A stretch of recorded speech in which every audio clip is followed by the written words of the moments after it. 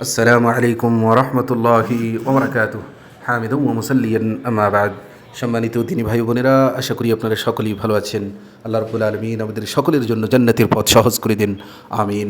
সম্মানিত দিনী ভাই বোনেরা, আমি আশফাকুর রহমান মদিনা থেকে বর্তমানে যে জায়গায় অবস্থান করছি এটা হচ্ছে উহুদ যুদ্ধের ময়দান, যে জায়গায় উহুদ যুদ্ধ সংগঠিত হয়েছিল এবং যে জায়গায় জবালে রোমাত রয়েছে, রোমাত পাহাড় রয়েছে, যে পাহাড়ে বিশ্বনবী মুহাম্মদ সাল্লাল্লাহু আলাইহি ওয়াসাল্লাম 50 জন সাহাবীকে দাঁড় করিয়েছিলেন আর বলেছিলেন যে আমরা এখানে জয়ী হই অথবা হেরেও যাই, তোমরা এখান থেকে সরে যাবে না। তো আমি ওই জায়গায় অবস্থান করছি যেখানে হযরতে হামজা রাদিয়াল্লাহু আনহুর কবর রয়েছে, উহুদ পাহাড় রয়েছে।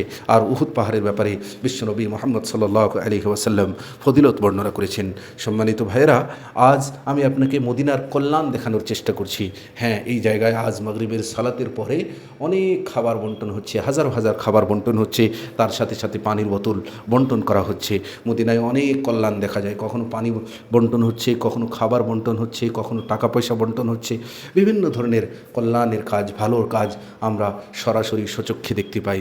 আর এর ভিডিওগুলো আমি আপনাদের সামনে পেশ করার চেষ্টা করি। কোথাও ভিডিও করতে দেয়, করার অনুমতি থাকে, কোথাও ভিডিও করার অনুমতি থাকে না, যার কারণে অনেক ভিডিও আপনাদের সামনে নিয়ে আসা হয় না। কিন্তু দুঃখের বিষয়, মদিনায় এতগুলো কল্যাণ হওয়ার পরেও আজ সারা পৃথিবীতে কিছু এমন লোক পাওয়া যাবে যারা সৌদি আরব নিয়ে কটূক্তি করে, গালি দেয়, সৌদি আরবকে নিয়ে বিভিন্ন ধরনের খারাপ মন্তব্য করে। আল্লাহ রাব্বুল আলামিন এই সমস্ত ভাইদেরকে সঠিক বোঝার তৌফিক দান করুন, আমিন।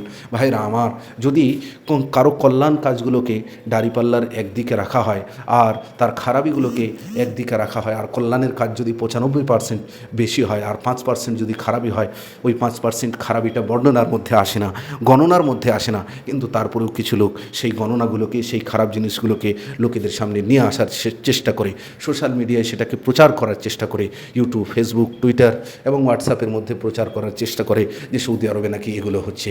ভাইরা আমার, হ্যাঁ, নবী সাল্লাল্লাহু আলাইহি ওয়াসাল্লামের জামানাতেও হালকা গুনাহ হয়েছিল, পাপ হয়েছিল।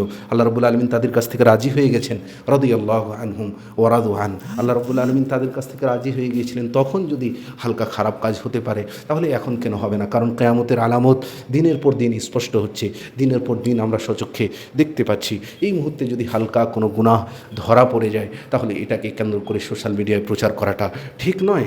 হ্যাঁ, কিছু অবশ্যই রয়েছে যেগুলো ভালো কথা নয়, কিন্তু তারপরেও মাসলিহাতের ক্ষেত্রে এমন অনেক জিনিস রয়েছে যেটাকে বাধ্য হয়ে করতে হয়। আল্লাহ রাব্বুল আলামিন আমাদেরকে ক্ষমা করেন। কিন্তু কল্যাণগুলো আপনারা সারা পৃথিবীতে দেখানোর চেষ্টা করুন যে মদিনায় এটা হচ্ছে, এই কল্যাণ হচ্ছে, মদিনায় এই ভালো কাজ হচ্ছে, আলহামদুলিল্লাহ। একটু ভাবুন তো, সারা পৃথিবী থেকে লোকেরা এখানে আসেন, কখনো হই হুল্লোড়, চিৎকার, উৎসাহ, উদ্দীপনা নেই, কোনো রকমের মারামারি নেই, ছিনতাই নেই, ডাকাতি নেই, তাহলে এর থেকে বড় আর কী হতে পারে?